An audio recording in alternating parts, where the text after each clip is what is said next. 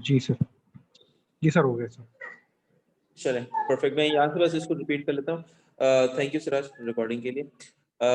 हमने last class में हमारी डिस्कशन हुई थी, वी डिस्कस्ड अबाउट लेक्चर 4, और लेक्चर 4 के अंदर जो हमारी डिटेल डिस्कशन हुई थी दैट वाज ये सॉफ्टवेयर डेवलपमेंट हमारे पास किस तरीके से हो रही होती है। सो सॉफ्टवेयर डेवलपमेंट के अंदर हमने डिफरेंट फेजेस हैं उनकी एक्टिविटीज पे डिस्कशन की थी। हर एक्टिविटी के अगेंस्ट हमने उसके रिस्क और उसकी मिटिगेशन के ऊपर बात की थी। And then we specifically discussed about K G जो क्वालिटी रिक्वायरमेंट्स हैं किसी भी प्रोग्रामिंग करते के दौरान वो क्या होती हैं और हम उसको किस तरह से देख सकते हैं।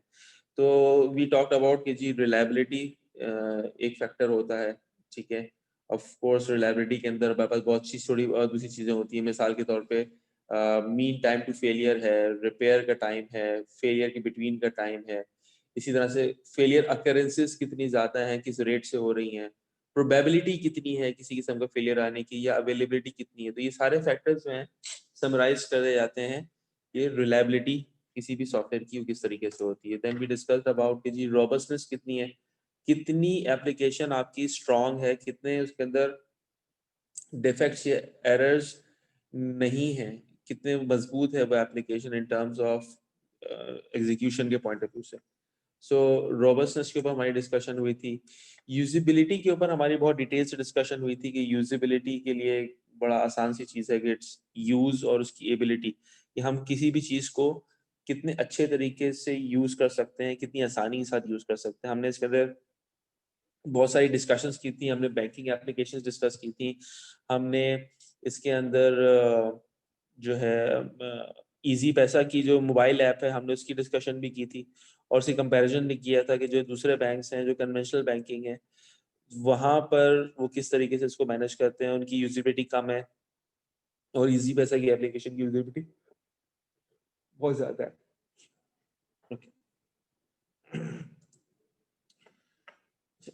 नेक्स्ट इन लाइन आपके पास आ जाती है कि जी आपका सॉफ्टवेयर पोर्टेबल कितना है, आप कितना ज्यादा डिफरेंट प्लेटफॉर्म्स पे इसको मूव कर सकते हैं। उसकी पोर्टेबिलिटी के ऊपर हमने बात की थी, हमने सोर्स कोड के ऊपर बात की थी कि अगर हम उसको किसी और जगह लेके जाते हैं तो क्या तरीकेकार होगा और how does will it work. So portability पे हमारी डिस्कशन हुई थी। इसके बाद हमारी डिस्कशन हुई थी कि आप जो सॉफ्टवेयर हम बना रहे हैं, जो एप्लीकेशन हमने डेवलप की है, उस एप्लीकेशन के अंदर उसकी मेंटेनेबिलिटी कितनी, हाउ यू कैन इंश्योर कि आप जिस सॉफ्टवेयर को यूज कर रहे हैं वो कितना अच्छे तरीके से मेंटेन किया जा सकता है, ठीक है। और हमने इससे बात की थी कि approximately 75% of the cost related to the project जो है वो आपकी मेंटेनेबिलिटी के ऊपर ही जा रही होती है कि आप सॉफ्टवेयर को डेवलप कैसे कर रहे हैं, उसकी सोर्स कोड किस तरह से लिखा जा रहा है, सो ऑन सो फोर्थ, ठीक है। उसके बाद हमने इसकी बात की थी कि जी एफिशिएंसी और परफॉर्मेंस के ऊपर बात की थी। ये लास्ट टॉपिक था जो हमारी डिस्कशन के अंदर चला था लास्ट टाइम, और इसके अंदर हमने बात ये की थी कि परफॉर्मेंस या एफिशिएंसी जो है वो किस तरह से डिफाइन की जा रही होती है। हमने इसमें ये डिस्कशन की थी कि हम फिजिक्स की लैंग्वेज के अंदर इनपुट अपॉन आउटपुट जो होता है वो आप निकालते हैं एज एन एफिशिएंसी, यही वर्क का यूनिट भी यही होता है।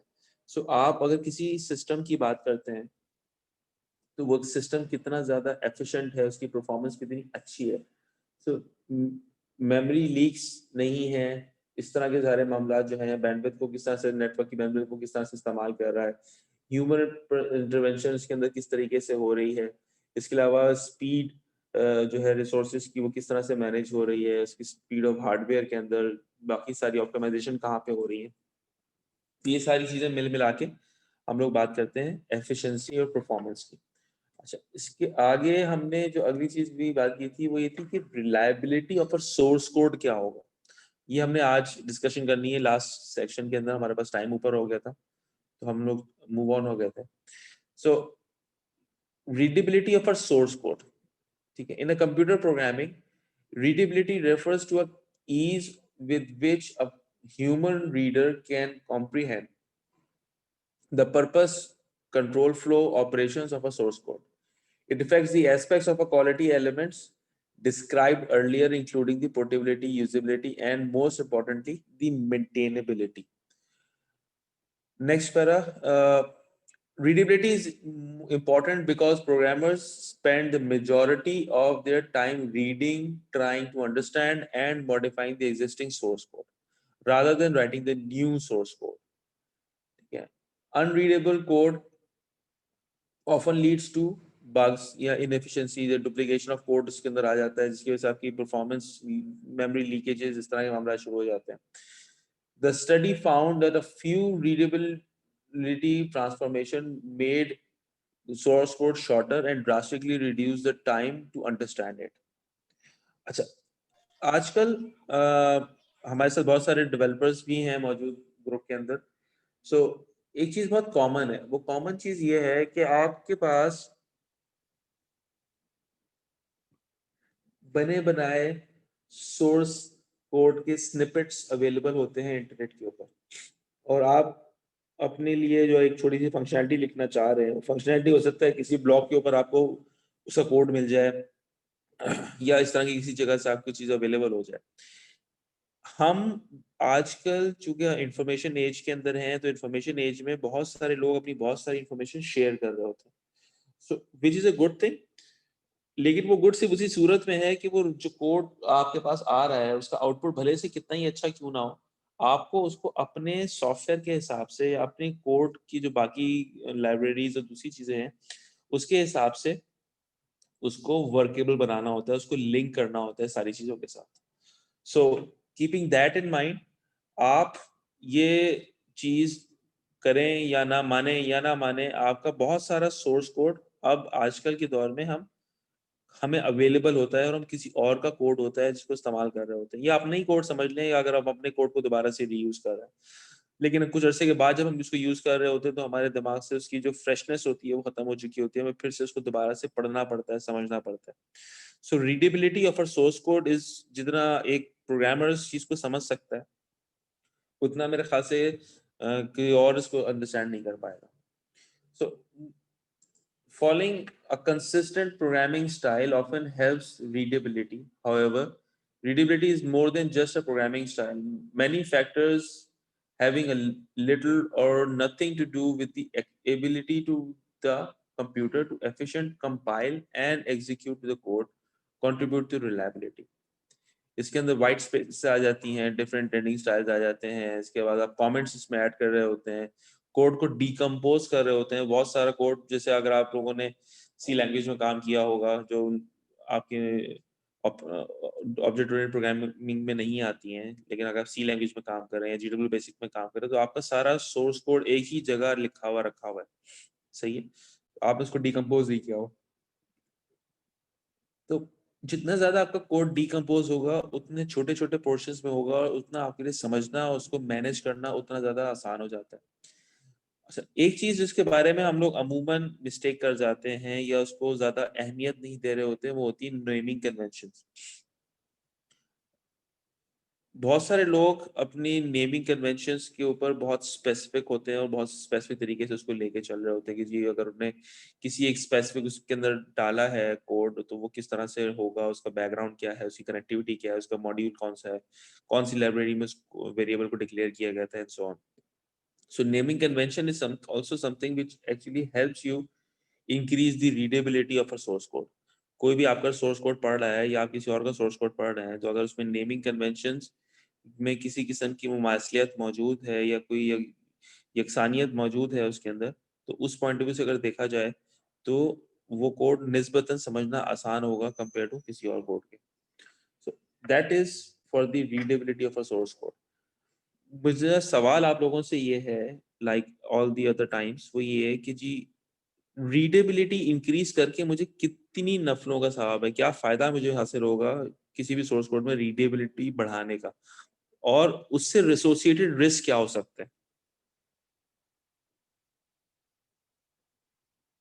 जी अस्सलाम वालेकुम सर.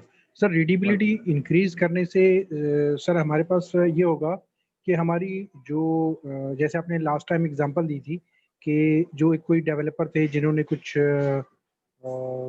मतलब कि कोई कोड में ऐसी गलत चीज़ लिखी कि वो कुछ प्रॉब्लम आई, तो रीडेबिलिटी या चले अगर इस किस्म की कोई हरकत नहीं भी करता तो बाद में अगर आने वाला कोई और डेवलपर हो उसको वो इजीली रीडेबल बनाए, तो उसमें फ़ायदा ये होगा कि वो बाद में कोई भी डेवलपर उसको इजीली पिक करके और उसको जो है वो यूज़ करके, यानी उसमें कोई अमेंडमेंट करनी है, भले बंदा जिसने डेवलप किया था अर्लियर वो जा चुका है, तो वो बाद में कोई भी उसमें मॉडिफिकेशंस इजीली हो जाती हैं।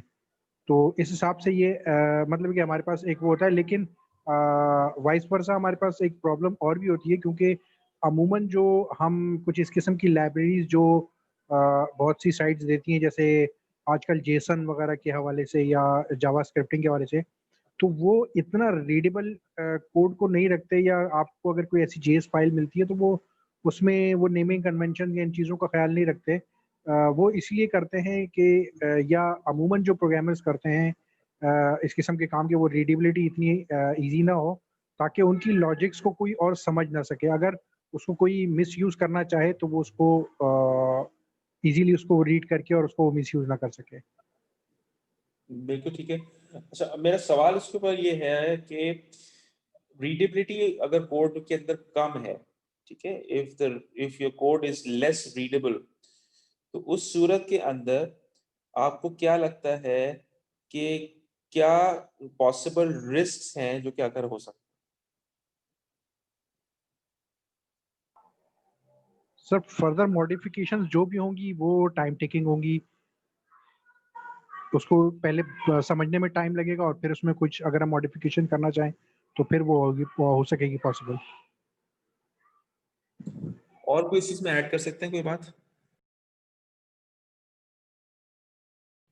सर यूजेबिलिटी कम हो जाएगी उसकी, कोड की रीयूजेबिलिटी, कोई और उसको यूज नहीं कर पाएगा।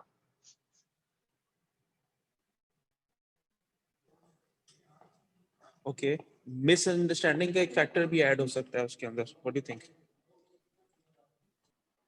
जी बिल्कुल, जी ऐसा सर। भी है कि कोई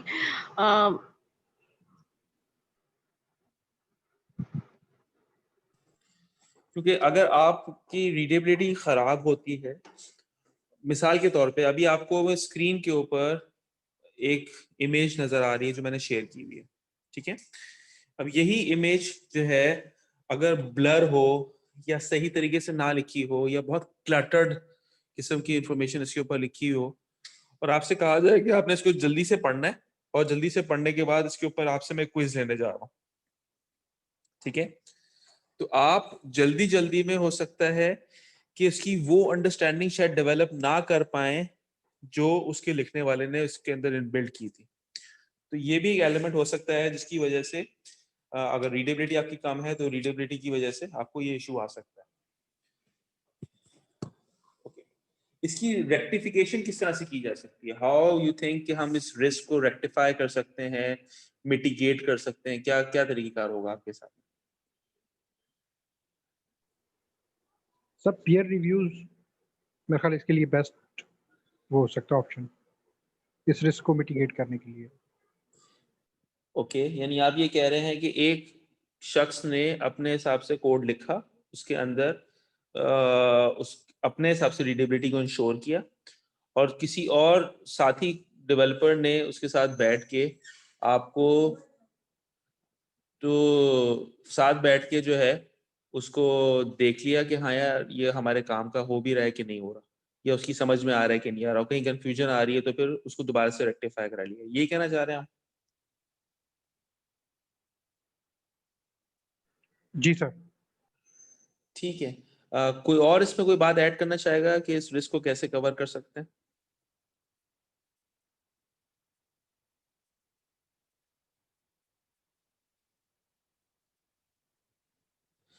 ओके, एक और सवाल मेरा आप लोगों से है वो ये कि क्या ऐसा पॉसिबल है कि एक सोर्स कोड जो आपके पास मौजूद है वो दुनिया जहां के हर शख्स के लिए रीडेबल हो, उसकी समझ में आता हो? मैं रिपीट करता हूँ, आपने पेयर रिव्यू करने के बाद एक बेहतरीन रीडेबल सोर्स कोड डेवलप कर लिया, राइट? आपने एक शख्स के बजाय एक से ज्यादा लोगों से उसको वेरीफाई भी करवा लिया और आपके हिसाब से उन 3 लोगों ने कहा कि हाँ जी ये बिल्कुल अंडरस्टैंडेबल है। 2 साल के बाद जब वो कोड को दोबारा से एक्सेस किया गया और कोई दूसरे लोग थे जो बैठ के उस कोड को एक्सेस कर रहे थे, या इवन वही डेवलपर बैठे हुए थे, तो वो एक डिफरेंट माइंड फ्रेम में थे। तो क्या जो 2 साल पहले चीज लिखी गई थी वो ही आज के दौर में भी उसकी समझ आ रही होगी कि नहीं आ रही होगी, या आपको लगता है कि कोई और तरीके कार चल रहा होगा? नहीं सर, समटाइम्स ये खुद जो कोडर होता है, अगर वो 2 साल बाद 3 साल बाद कोई अगर ऐसा वो देख लेता है, मतलब अपने कोड को ही अगर वो दोबारा चेक करे, तो उसको भी फिर समझने में थोड़ा सा इशू होता है, अपना ही लिखा हुआ कोड।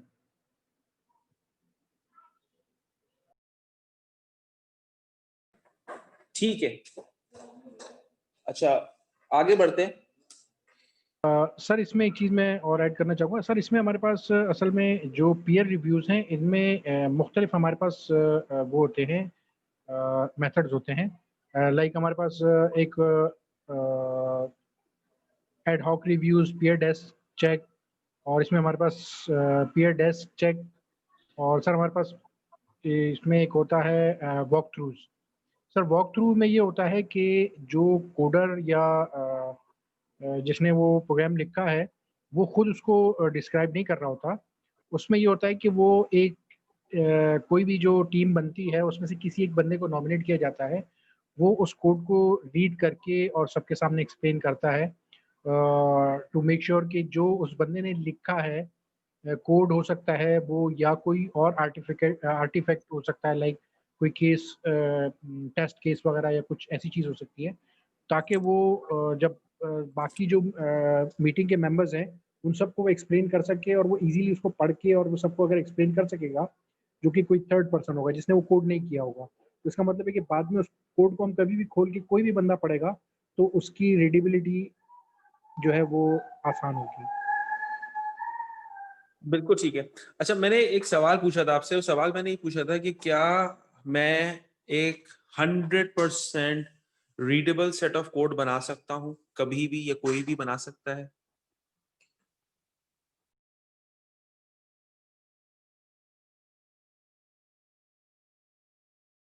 नहीं सर, 100% रीडेबल कोड तो नहीं बन सकता। नहीं बन सकता, बिल्कुल सही है, मैं यही सुनना चाह रहा था। क्योंकि देखें, हो सकता है कि हम कुछ दोस्त बैठ के एक डेवलपमेंट कर रहे हो जो एक हम ख्याल हो, हमारी सोच एक जैसी हो, हम लोगों ने एक दूसरे का कोड रिव्यू किया हो और उसके अंदर रीडेबिलिटी को इंश्योर भी किया हो, लेकिन हमें ये नहीं पता कि हमारा जो सोर्स कोड है वो रीड कौन कर रहा है, who is actually reading this code, right? So उसकी मेंटल हेल्थ, उसकी मेंटल कैपेबिलिटीज, ये भी बहुत ज्यादा मैटर करती हैं, जब जिसकी बेसिस पे हम ये कहते हैं कि रीडेबिलिटी जो है इशू हो सकती है। सो आपको नहीं लगता कि इस ये भी एक पॉसिबल रिस्क हो सकता है? बिकॉज अगर मुझे कोड, बहुत अच्छा कोड मिल भी जाता है जो कि रीडेबल है और सारे मामलात हैं, उसके मुनासबत से जो चीज है वो मैं उसी अकाउंट फॉर भी कर लूं, हर दफा कोड मेरा समझ में भी आ जाए लोगों को, तो उसके लिए क्या कर सकते हैं? How we can manage that risk के वो रीडेबल हो, और नहीं है वो रीडेबल तो मैं क्या कर सकता हूँ उसके लिए? मैं कंफ्यूजिंग स्टेटमेंट्स दिए, मैं दोबारा से आपसे शेयर करता हूँ। स्टेटमेंट ये है कि जब ये एक इनहेरेंट रिस्क एग्जिस्ट करता है कि जो होना ही होना है, कि मेरा कोड जरूरी नहीं है कि हर एक की समझ में आए, राइट? तो ऐसा क्या हो कि जो भी मैं कोड पढ़ रहा हूं उसके लिए मैं कोई फैक्टर ऑफ टाइम या factor of buffer in terms of probability रख सकूं कि यार मैं वो सोर्स कोड को पढ़ने में अंडरस्टैंडिंग ले सकता हूँ। एक चीज उसके अंदर होगी वो ये हो जाती है कि आपको ये इंश्योर करना पड़ेगा जब भी आप अपना टाइम ले रहे होंगे in terms of project management, आप उसका बफर रखेंगे कि यार हो सकता है कि सोर्स कोड को समझने में मिस्टेक हो जाए और हमें उसके ऊपर रिवर्ट बैक करना पड़े।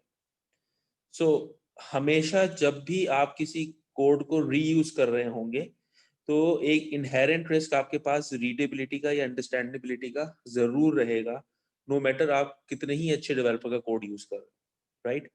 सो ये बात क्लियर है आप लोगों को, इसमें कोई कंफ्यूजन तो नहीं है? Yes sir. ठीक है, अच्छा जी, थोड़ा सा आगे आते हैं, हमारा टाइम खत्म होने में तकरीबन 10 मिनट रह गए।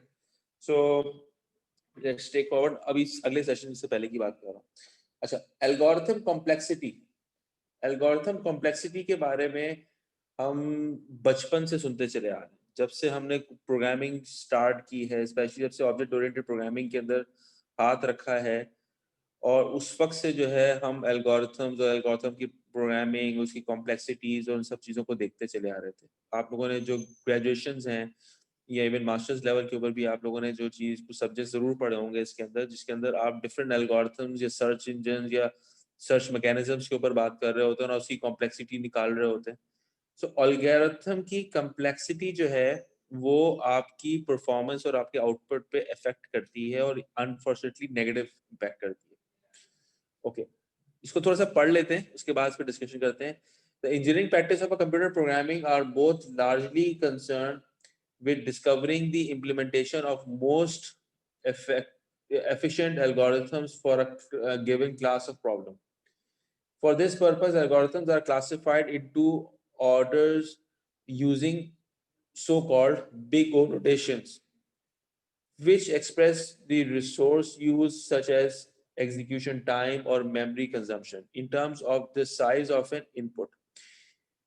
Expert programmers are familiar with the variety of well-established algorithms and their respective complexities and use this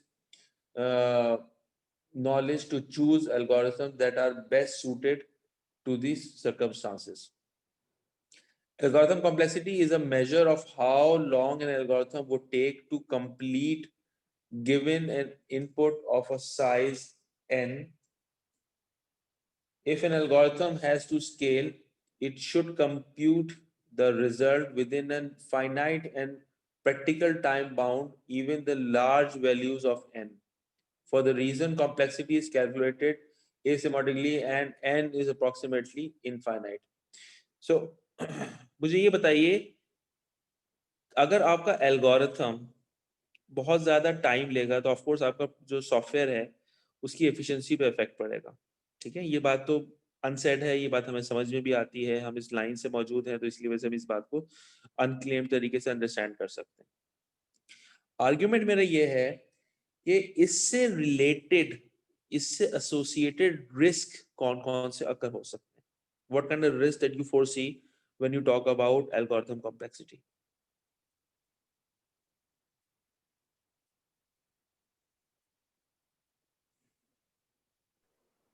मैं सवाल सर हमारी हाँ जी बोले। हम एल्गोरिदम चूज करने में जो है वो मतलब है कि हमसे कोई गलती हो जाए, या कहीं हमें सॉर्टिंग का एल्गोरिदम लगाना था तो हमने गलती से कोई गलत एल्गोरिदम अप्लाई कर दिया उस पर। ठीक है, गलत एल्गोरिथम आपने सिलेक्ट कर लिया, इसके अलावा और क्या सर पॉसिबल है? इनपुट साइज जो हम दे रहे होते हैं उसके ऊपर भी डिपेंडेंसी है। इनपुट साइज के ऊपर भी रिस्क हो सकता है कि ज्यादा ना दे दें किसी को, अगर कम की जरूरत है इनपुट की, ये भी एक रिस्क हो सकता है। ये वाली बात समझ नहीं आई मुझे, ज्यादा इनपुट और कम इनपुट। तो जैसे अभी इसमें लिखा हुआ था कि algorithm would take to complete given an input of size n, जो साइज होता है इसका, अगर हम साइज को डिफर कर देंगे जो हमारी रिक्वायरमेंट थी उसके मुताबिक, तो इसमें रिस्क फैक्टर बन सकता है ये। एक हद तक आपकी बात को मैं एक्सेप्ट कर सकता हूँ, बिल्कुल सही कह रहे हैं कि जो साइज हमने डिफाइन किया हुआ है n का, वो n आपका जो है ना वो चीज़ है, लेकिन जब हम जेनेरिक बात कर रहे होते हैं तो अमूमन n को रिप्रेजेंट करने का मतलब ये होता है कि जी जो भी एक्सेप्टेबल लिमिट्स है डेटा की, वो एक्सेप्टेबल लिमिट्स के अंदर ही बात हो रही है। क्योंकि तो सर अगर मैं अगर इस पे जी सर अगर मैं इसको लॉक नहीं करूंगा तो फिर मुझे मसला जो आएगा वो ये आएगा कि मुझे इस चीज को, एप्लीकेशन को स्ट्रेस टेस्ट करके देखना पड़ेगा कि आया ये चीज हमारे पास अकाउंट फॉर होती भी है कि नहीं होती। ठीक है, तो उस पॉइंट ऑफ व्यू से अगर देखा जाए तो हमें इसको किसी ना किसी जगह पे लॉक करना पड़ेगा। आई एम सॉरी, आपकी बात मैंने काट दी, आप दोबारा से कहिए, क्या कह रहे थे? जी सर, मैं कह रहा था जब रन टाइम की बात आएगी तो फिर उस टाइम हमारा हर चीज अफेक्ट होगी इसकी वजह से। जैसे हमारी कॉस्ट अफेक्ट हो सकती है, इसके अलावा हमारा दो तीन जो प्रोजेक्ट मैनेजमेंट की चीजें होती हैं, मतलब प्रोजेक्ट और कॉम्प्लेक्स बन सकता है इसकी इनपुट साइज की वजह से, अगर हमने कोई ठीक है, गलत डिफाइन कर दिया स्टार्ट में ही। बिल्कुल ठीक है। ऐसी सूरत में क्या तो ये करेंगे? सब चीजें फैक्टर्स हो सकते हैं।